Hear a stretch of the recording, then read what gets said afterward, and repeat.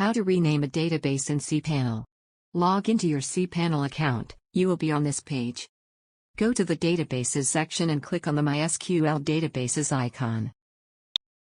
Scroll down to the table Current Databases. Here you can see all the databases created by you. Click on the Rename button provided in the same row of the database you want to rename. For instance, we want to rename example_WP509, then click on the Rename button. It gives a warning, you may create a backup. I will ignore it and proceed anyway. Now just replace the old name with the new name.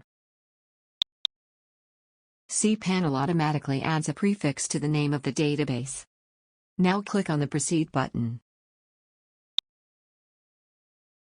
Notice that the database has been renamed with the prefix. Thank you for watching.